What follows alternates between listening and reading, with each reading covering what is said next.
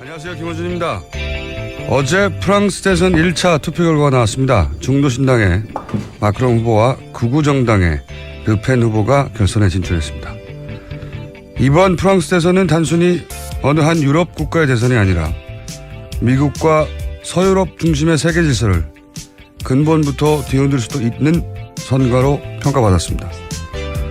그 결과에 따라서는 유럽연합의 해체, 나아가 북대서양 조약기구의 해체가 현실화될 수 있었기 때문입니다. 그럴 경우 국제적 세력 균형에 지대한 영향을 미치고 우리도 그 영향에서 자유로울 수 없었을 텐데 우리 대선 토론에는 단 한 번도 이 주제가 등장한 적이 없습니다. 우리 대선판에는 세상에 미국과 북한만 존재하는 것 같습니다.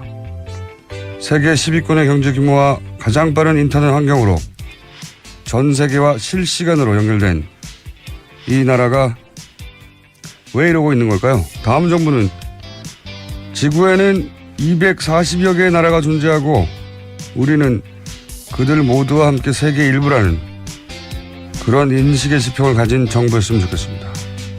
지금 우리의 세계관은 너무 좁고 작고 후지입니다.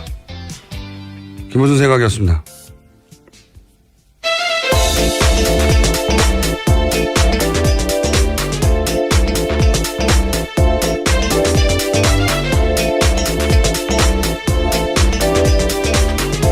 시사인의 김은지입니다. 네, 오늘 오프닝을 해보니까 평상시 정도에서 한 중간 정도의 컨디션이네요. 나쁘지 않으신 걸로. 중간 정도. 어제 오프닝은 제가 이제 메모를 해놓고 이제 오프닝을 한단 말이죠. 하다가 오프닝을 하다가 잊어버리고 막 그런 천천히였던 것 같은데 가만히 생각해보니까 어제 최악이었던 것 같아요. 오프닝은. 자. 오늘도 어제 후보들이 어딜 가서 무슨 말을 했는지부터 한번 짚어볼까요? 예.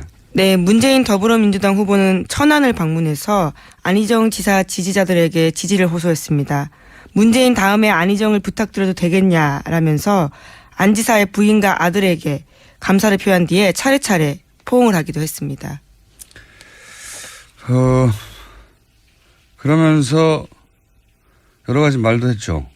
네, 그렇죠. 또 안철수 국민의당 후보를 겨냥한 비판도 했습니다. 이번 대선은 준비된 국정운영 세력과 불안한 세력 간의 대결이다라고 규정하면서 국회의원 40명도 안 되는 미니 정당이 국정을 감당할 수 있겠냐 이렇게 지적한 겁니다.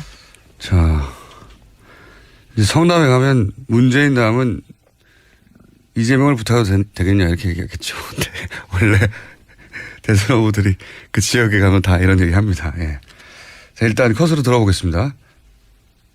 이번엔 문재인 미는 게 안희정 미는 거다. 맞습니까? 이번엔 문재인 돼야 안희정에게 길이 열린다. 맞습니까? 자, 그러면 이번에 문재인 다음에 안희정 부탁드려도 되겠습니까? 예. 다른 동네 가면 또 다른 사람들이 등장합니다. 대선 후보들은. 자, 2번 후보 일정도 한번 짚어볼까요? 어디 가서 무슨 얘기를 했습니까? 네, 홍준표 후보는 강원도 원주 갔습니다. 거기 가서 그제 토론에 관련된 이야기를 다시 한번 꺼냈는데 안철수 후보와 유승민 후보 모두에 대한 공약을 했습니다. 안철수 후보는 어린애처럼 신경질 낸다라고 이야기했고요. 유승민 후보에 대해서는 진드기 같다 이렇게 표현했습니다. 일단 컷부터 들어보겠습니다. 어제 안철수 토론하는 거 봤죠? 네. 그 초등학교생, 초등생 출신입니다.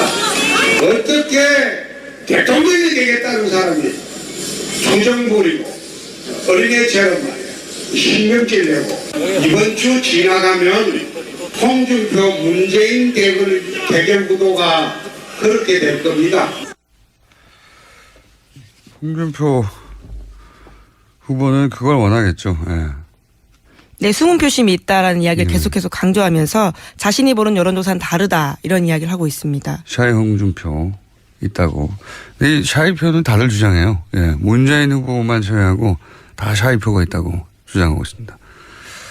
표현을 그렇게 하지 않아서 그런 거지.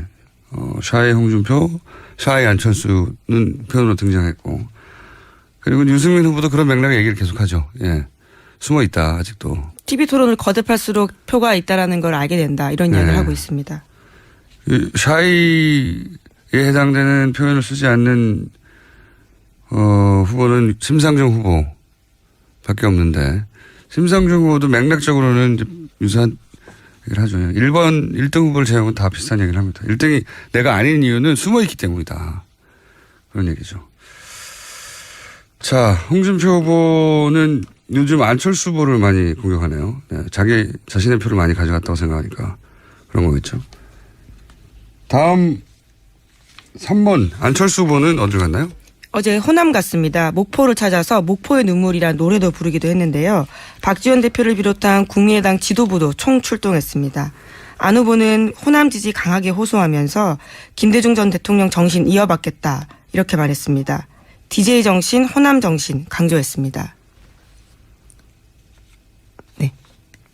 자, 컷을 들어볼까요? 네, 죄송합니다. 김대중 대통령께서 IT 강국 만들어 20년 먹거리 만드셨습니다. 20년 새로운 먹거리 김대중 대통령처럼 만들겠습니다. 그것이 김대중 정신이고 호남 정신 아니겠습니까? 네. TV 토론보다 연설을 할 때는 충분히 연습이 된 것 같아요. 이 목소리로 하는 게. 자신의 목소리인 것처럼 점점 좀 더 자연스러워지네요. 예. 호남으로 총출동을 했군요. 네, 공식 선거운동 시작하고 두 번째 호남행을 했습니다. 지금 이제 토론회 이후에 지지율 발표가 된 적은 없는데, 토론 이후에 지지율이 혹시, 빠질까봐 호남부터 챙긴 것 같습니다. 보니까. 하여튼 목소리는 많이 자연스러웠습니다. 이 목소리에 대해서 얘기들 많이 했거든요. 토론, 그러니까 연설의 내용 이전에 거기서부터 부자연스럽다고 그랬는데 이제는 부자연스럽지는 않습니다. 보니까. 자, 호남에서 김대중 정신을 얘기했고 유승민 후보는요? 네, 유승민 후보도 강원도 찾았습니다. 그래서 안보 경제 전문가 이미지 내세우면서 지지 호소했습니다. 자신은 국회 국방위를 8년 동안 하면서 대한민국 안보 문제엔 누구보다 자신 있다. 이렇게 강조했습니다. 김정은 꼼짝 못하게 할 자신 있다 이런 이야기도 했고요. 또 평생 경제공부해왔기 때문에 대한민국 경제위기 극복할 근본적인 조치 취하겠다라는 이야기도 했습니다. 자, 컷을 들어보겠습니다. 국회 국방위원을 8년을 하면서 국가 안보 문제에 대해서는 누구보다도 자신 있게 잘할 자신 있습니다. 북한의 김정은이 꼼짝을 못하도록 해낼 자신이 있습니다. 제가 대통령이 되면 여러분들 한미 동맹에 대해서는 절대 걱정하지 마십시오. 자, 유승민 후보는 이제 이 국방위원장 출신이었다는 거 하고, 차별점을 안보에 두고 있는 것 같아요. 계속 토론회 때 이 점을 반복해서 강조하는데, 뭐 강조할 수 있는데 너무 많이 강조하다 보니까 그거밖에, 왜냐하면 이분은 사실 경제 전문가란 말이죠. 애초에. 근데 이제 안보에 방점을 두고 계속해서 자신 이미지를 어필하다 보니까 컨텐츠가 굉장히 많은 분인데 컨텐츠가 그거밖에 없느냐 하는 생각이 들 정도로 좀 전략을 수정할 필요가 있다는 생각도 듭니다. 자. 근데 지역 유세 가서도 계속해서 안보 문제에 포커스를 두네요. 이게 또 강원도이다 보니까 그런 면을 좀 더 강조한 면이 있은 것 같습니다. 자, 다음은 심상정 후보. 네, 어제 오전 쌍용자동차 평택공장 정문 찾았습니다.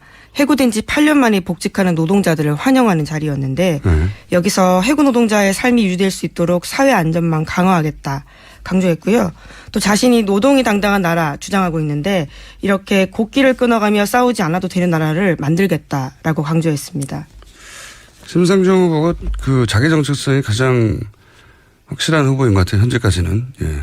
정확하게 자신이 정확하게 주장하고 하는 바와 같은 맥락이 통하는 유세 현장만 계속 다니고 있고 메시지도 동일합니다. 자, 이야기 먼저 컷 먼저 들어보겠습니다. 정례곡법이 아직도 엄존한데 그 악법을 여러분들이 뚫었습니다. 대단한 분들이고 제가 캐치플레이즈 만든 게 노동이 당당한 나라인데 노동이 당당한 나라의 그 역사를 세우는데 그 사용자분 여러분들의 투쟁이 아주 귀한 소중한 역사적인 밑거름이 될 거라고 생각합니다. 자, 심상정 후보까지 짚어봤고요. 심상정 후보도 사실은 유승민 후보만큼 메시지가 일관되는데 유승민 후보의 안보는 홍준표 후보하고 이미지를 나누기 때문에 심상정 후보만 이 메시지를 계속 내는 정체성 강한 후보로 포지션되고 있습니다. 여기까지고요.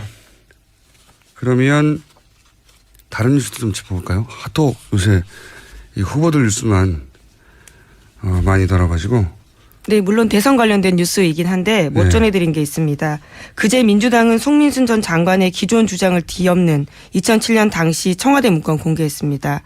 거기에 대해서 또다시 송 전 장관은 다시 한번 반박을 했는데요. 예. 노무현 대통령에게 썼던 자필 편지 공개한 겁니다. 예. 2007년 11월 달에 쓴 편지에는 북한 인권 결의안 표결에 기권할 경우 보수 야당의 공세가 우려된다. 이런 내용이 담겨 있는데 민주당은 송 전 장관을 선거법상 허위사실 유포 등의 혐의로 검찰에 고발했습니다. 이 주장에 대해서 또 반론이 나오겠죠. 근데 이제 선거 기간에는 특히나 자기가 듣고 싶은 것만 듣기 때문에 이런 공방이 깔끔하게 해결되는 경우는 전혀 없어요. 이제 각 후보를 지지하는 유권자들은 자기 후보의 해명만 귀를 기울이게 되죠. 상대방의 주장보다는. 그래서 이 논란은 선거가 끝나야 아마 제가 보기에는 정리가 될 것 같고 지난 NLL 때처럼 선거가 끝난 이후에 정리가 될 것 같습니다. 물론 뭐 어느 주장을 더 신뢰하느냐에 따라서 정반대의 이야기를 쭉 논지를 전개할 수 있는데 대선 내에는 정리하지 않을 것 같고요. 자, 다음 뉴스는요. 네, 또 바른정당은 어제 5시간에 걸친 의총 끝에 유승민, 안철수, 홍준표 등 비문재인 후보들의 3자 원샷 단일화하겠다 이렇게 밝혔습니다. 주호영 원내대표가 의총 후에 브리핑한 내용인데요. 하지만 지상욱 대변인, 그러니까 유승민 후보 쪽의 지상욱 대변인은 다른 메시지를 기자들에게 보냈습니다. 의원총회에서 유승민 후보는 3자 단일화에 대해서 반대의 뜻을 분명히 밝혔다. 이렇게 문자 메시지를 기자들에게 보냈습니다. 그러니까요. 이게 바른정당 의총이 어제 있었다는 건 뭐 선거에 관심 있는 분들은 다 아실 텐데 의총이 끝난 지가 벌써 12시간 정도 됐나요? 자정 가까이에 끝나긴 했는데요. 예. 그럼 뭐 최소한 7, 8시간 시작된 시간부터 12시간이고 정리된 입장이 나올 때가 됐거든요. 근데 지금도 완전히 상반된 뉴스가 나오고 있어요. 한쪽에서는 그렇게 하기로 했다. 후보도 받아들이기로 했다. 침묵으로 인정했다고 하고 후보 쪽에서는 그거 아니다. 언론 플레이다. 상반된 뉴스가 나와서 저희가 지상욱 대변인을 잠시 후에 연결해 보겠습니다. 어느 쪽이 맞는지. 물론 지상욱 대변인은 후보 쪽 입장에서 얘기를 하겠죠. 근데 지금 당의 공식 입장이라고 할 수 있는 건 원내대표의 발언이거든요. 예, 그러니까 당의 공식 입장과 후보 입장이 다를 수도 있는 상황이라 잠시 후에 확인해 보겠습니다. 자, 제가 오늘 리액션의 속도로 볼 때 약 0.5초에서 1초 정도 막아뜨고 있어요. 바로바로 안 나고. 저희 멍한 상태로 봐. 어제 유사한 정도인 것 같습니다. 제 다음 뉴스는요. 어제 최순실 씨 재판 열렸습니다. 뇌물 재판이었는데 장시호 씨가 증인으로 나와서 한 증언이 화제가 되고 있습니다. 박근혜 전 대통령을 큰엄마로 불렀다라는 건데요. 자신뿐만 아니라 가족들도 그렇게 불렀다면서 집안이 가까운 사이였다라는 취지의 이야기를 했습니다. 장시호 씨는 조서에서 큰집 엄마라는 말이 등장하는데 누구냐 이런 최순실 씨 쪽 변호인 질문에 박근혜 전 대통령이다 이렇게 증언했습니다. 저도 이 뉴스를 보긴 봤는데 보면서 이제 뭐랄까요 자동으로 가족관계의 족보를 따져보게 되잖아요. 이게 장시호 씨 엄마 어머니도 박근혜 전 대통령을 큰엄마로 불렀다고 하니. 네, 최순득 씨가요. 예, 최순득 씨가. 이렇게 되면 아버지의 형제, 그렇죠? 보통은 아버지 형제 중 큰형의 부인을 이렇게 부른단 말이죠. 그렇죠. 그 집 네. 자체를 큰 집이라고도 부르기도 네. 하고요. 또 큰엄마라고 부르죠. 그렇게 해서 족보를 따져보려고 해도 족보가 성립이 안 됩니다. 게다가 이 큰엄마는 장시호 씨도 그렇게 부른다고 하니 제가 시대 보다가 이것은 그냥 상징적인 자기들끼리의 큰 집, 그러니까 가족 같은 관계였다라고 하는 아주 가까운 사이였다라고 하는 정도 받아들일 호칭 같고요. 게다가 사실은 근데 이렇게 되면 장시호 씨가 했던 말도 거짓말이었던 게 있는 거죠. 결혼식에 오지도 않았고 자기는 아주 어릴 때 빼고 본 적도 없고 얘기했는데 그건 아니었다는 거. 네, 국정감사 청문회 나왔을 때는 그렇게 이야기를 했었는데 네. 이제 진실을 말하고 있다라는 느낌을 주고 있죠. 알겠습니다. 오랜만에 최순실 씨 지금 재판이 한창 진행되거든요. 워낙 근데 대선 이슈에 다 묻혀가지고 이 재판 과정에서 재밌는 증언도 굉장히 많이 나오고 있어요, 사실. 그렇죠. 예. 나중에 한번 모아서 저희가 정리할 텐데 어쨌든 어제는 이런 호칭이 등장했고 왜냐하면 장시호 씨하고 최순실 씨가 법정에서 같이 섰거든요. 그러다 보니까 직접 공방에 왔어요. 그 직접 공방송에 우리가 그동안 잘 몰랐던 거 법정에서 마구 튀어나오고 있습니다. 그래서 잠깐 전해드리는데 관련 뉴스가 더 있죠. 네, 또 장시호 씨가 새로운 폭로도 했습니다. 최순실 씨가 구속된 후에 당시 박근혜 전 대통령 삼성동 집 2층에 비밀 금고가 있는데 그 안에 돈으로 정유라 씨와 손자를 키워달라 이런 부탁을 받았다라는 증언도 했습니다. 이게 이제 경제적 공동체 아니냐 하는 근거가 되는 이제 증언일 수 있는 거죠. 보니까 이게 근데 어떻게 이런 그 정보를 주고받았냐 이게 참 재밌어요. 디테일하고. 영화 같습니다. 네. 검사실에서 나란히 조사를 받다가 검사한테 물을 달라고 해서 따돌리려고 그런 그렇죠. 거죠. 검사가 네. 자리를 비우자 최순실 씨가 장시호 씨한테 메모로 간단하게 삼성동에 2층 방에 가면 유치원 그렇게 짧게 적은 거예요. 그러니까 삼성동 2층 방 유치원 이게 무슨 말인지 못 알아듣는 거죠. 예, 예. 유주는 여기서 정유라 씨 아들입니다. 그렇죠. 근데 이제 이게 못 알아듣으니까 다시 한번 검사에게 물을 달라고 하고 자리를 비운 사이에 삼성동 2층 방에 금고가 있는데 비밀 금고가 그 금고에 있는 돈을 꺼내서 딸 정유라와 그 아들을 유치원 보낸 돈으로 써라. 라는 얘기를 전해줬다는 거죠. 예, 네. 속삭였다라는 속삭였다. 겁니다. 그래서 정말 영화 같습니다. 두 사람 다 구치소에 있다가 검찰에 불려갔을 때 그렇게 메시지를 전했다고 하는 건데 그러니까 이제 여기서 핵심은 박근혜 전 대통령 자택에 있는 비밀 금고의 돈이 실제로는 두 사람이 혹은 보다 정확하게는 최순실 씨가 마음대로 꺼내 쓸 수 있는 돈이었고 그래서 경제 공동체로 보는 것이 맞지 않느냐 하는 게 이제 검찰의 주장을 뒷받침하는 증언이 하나 나왔다는 거죠. 최순실 씨 다음 정권은 누가 되든 최순실 씨 비자금 회수팀이 아마 가동되지 않을 수 없겠다 싶습니다. 이런 뉴스가 나올 때마다 하나 정도 더 커버하고 지나갈 수 있을 것 같습니다. 네, 오늘 아침 CBS 보도입니다. 우병우 전 민정수석의 변호인이 검찰 수사 와중에 혼자 죽지 않겠다라면서 의미심장한 말을 주변에 하고 다녔다라는 겁니다. 제가 2주 전에 첩보로 얘기했지 않습니까? 2주 전에 검찰 관계자들 만나봤더니 이런 얘기로 협박을 해서 검찰 내부 분위기가 흉흉하다. 예. 그래서 제대로 수사하고 제대로 기소하지 못할 것 같다라고 하는 우려가 내부에 있었다고 했는데 실제 그렇게 된 거죠. 근데 이제 2주 지났지만 이제 그런 얘기가 잡힌 거죠. 어디 보도입니까? 네, 방금 말씀드렸는데요. CBS가 오늘 아침에 노컷에서 보도했습니다. 보도했군요. 예. 예. 그러니까 변호인단 사이에서도 그런 얘기가 나왔다 이런 얘기인가요? 그렇죠. 예. 제가 2주 빠르다는 걸 좀 인정해 주십시오. 자, 오늘 여기까지 하겠습니다. 시사인의 김은지였습니다. 감사합니다. 홍준표 있다고. 근데 이 샤이표는 다들 주장해요. 예. 문재인 후보만 제외하고 다 샤이표가 있다고 주장하고 있습니다. 표현을 그렇게 하지 않아서 그런 거지. 샤이 홍준표, 샤이 안철수는 표현으로 등장했고. 그리고 유승민 후보도 그런 맥락의 얘기를 계속하죠. 예. 숨어 있다 아직도. TV 토론을 거듭할수록 표가 있다라는 걸 알게 된다. 이런 이야기를 하고 있습니다. 샤이에 해당되는 표현을 쓰지 않는 후보는 심상정 후보밖에 없는데, 심상정 후보도 맥락적으로는 이제 유사한 얘기를 하죠. 1등 후보를 제외하고는 다 비슷한 얘기를 합니다. 1등이 내가 아닌 이유는 숨어있기 때문이다. 그런 얘기죠. 자, 홍준표 후보는 요즘 안철수 후보를 많이 공격하네요. 네, 자신의 표를 많이 가져갔다고 생각하니까 그런 거겠죠. 다음 3번 안철수 후보는 어딜 갔나요? 어제 호남 갔습니다. 목포를 찾아서 목포의 눈물이란 노래도 부르기도 했는데요. 박지원 대표를 비롯한 국민의당 지도부도 총출동했습니다. 안 후보는 호남 지지 강하게 호소하면서 김대중 전 대통령 정신 이어받겠다 이렇게 말했습니다. DJ 정신, 호남 정신 강조했습니다. 네. 자, 컷을 들어볼까요? 네, 죄송합니다.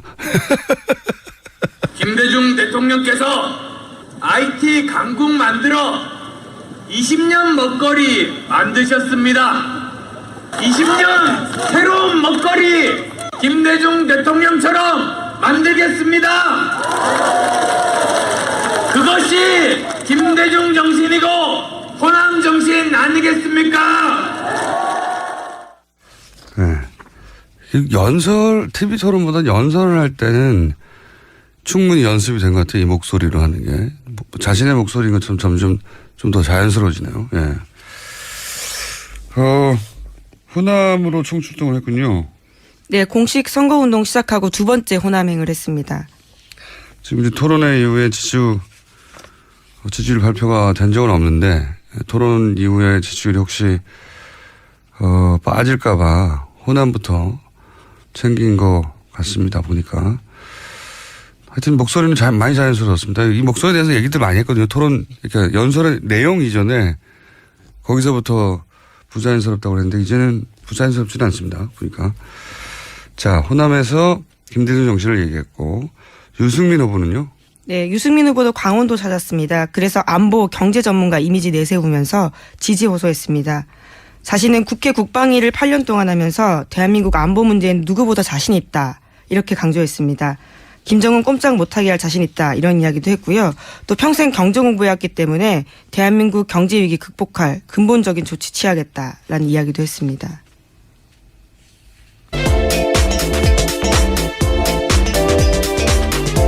시사인의 김은지입니다. 네, 오늘 오프닝을 해보니까 평상시 정도에서 한 중간 정도의 컨디션이네요. 나쁘지 않으신 걸로. 중간 정도. 어제 오프닝은 제가 이제 메모를 해놓고 이제 오프닝을 한단 말이죠. 오프닝을 하다가 잊어버리고 막 그런 천천히였던 것 같은데 가만히 생각해보니까 어제 최악이었던 것 같아요. 오프닝은. 자, 오늘도 어제 후보들이 어딜 가서 무슨 말을 했는지부터 한번 짚어볼까요? 예. 네, 문재인 더불어민주당 후보는 천안을 방문해서 안희정 지사 지지자들에게 지지를 호소했습니다. 문재인 다음에 안희정을 부탁드려도 되겠냐라면서 안 지사의 부인과 아들에게 감사를 표한 뒤에 차례차례 포옹을 하기도 했습니다. 그러면서 여러 가지 말도 했죠. 네, 그렇죠. 또 안철수 국민의당 후보를 겨냥한 비판도 했습니다. 이번 대선은 준비된 국정운영 세력과 불안한 세력 간의 대결이다라고 규정하면서 국회의원 40명도 안 되는 미니 정당이 국정을 감당할 수 있겠냐 이렇게 지적한 겁니다. 자, 이제 성남에 가면 문재인 다음은 이재명을 부탁해도 되겠냐 이렇게 얘기했겠죠. 근데 원래 대선 후보들이 그 지역에 가면 다 이런 얘기 합니다. 예. 자, 일단 컷으로 들어보겠습니다. 이번엔 문재인 미는 게 안희정 미는 거다. 맞습니까? 이번엔 문재인 돼야 안희정에게 길이 열린다. 맞습니까? 자, 그러면 이번에 문재인 다음에 안희정 부탁드려도 되겠습니까? 예. 다른 동네 가면 또 다른 사람들이 등장합니다. 대선 후보들은. 자, 2번 후보 일정도 한번 짚어볼까요? 어디 가서 무슨 얘기를 했습니까? 네, 홍준표 후보는 강원도 원주 갔습니다. 거기 가서 그제 토론회 관련된 이야기를 다시 한번 꺼냈는데 안철수 후보와 유승민 후보 모두에 대한 공약을 했습니다. 안철수 후보는 어린애처럼 신경질 낸다라고 이야기했고요. 유승민 후보에 대해서는 진드기 같다 이렇게 표현했습니다. 일단 컷부터 들어보겠습니다. 어디 안철수 토론하는 거 봤죠? 그 초등학교생, 초등생 출신입니다. 어떻게 대통령이 되겠다는 사람이 정정 부리고 어린애처럼 말이야 신경질 내고 이번 주 지나가면 홍준표 문재인 대결 구도가 그렇게 될 겁니다. 홍준표 후보는 그걸 원하겠죠. 예. 네, 숨은 표심이 있다라는 이야기를 계속해서 강조하면서 자신이 보는 여론조사는 다르다 이런 이야기를 하고 있습니다. 안녕하세요. 김호준입니다. 어제 프랑스 대선 1차 투표 결과가 나왔습니다. 중도신당의 마크롱 후보와 극우정당의 르펜 후보가 결선에 진출했습니다. 이번 프랑스 대선은 단순히 어느 한 유럽 국가의 대선이 아니라 미국과 서유럽 중심의 세계 질서를 근본부터 뒤흔들 수도 있는 선거로 평가받았습니다. 그 결과에 따라서는 유럽연합의 해체, 나아가 북대서양 조약기구의 해체가 현실화될 수 있었기 때문입니다. 그럴 경우 국제적 세력 균형에 지대한 영향을 미치고 우리도 그 영향에서 자유로울 수 없었을 텐데 우리 대선 토론에는 단 한 번도 이 주제가 등장한 적이 없습니다. 우리 대선판에는 세상에 미국과 북한만 존재하는 것 같습니다. 세계 10위권의 경제 규모와 가장 빠른 인터넷 환경으로 전 세계와 실시간으로 연결된 이 나라가 왜 이러고 있는 걸까요? 다음 정부는 지구에는 240여 개의 나라가 존재하고 우리는 그들 모두와 함께 세계 일부라는 그런 인식의 지평을 가진 정부였으면 좋겠습니다. 지금 우리의 세계관은 너무 좁고 작고 후집니다. 김호준 생각이었습니다.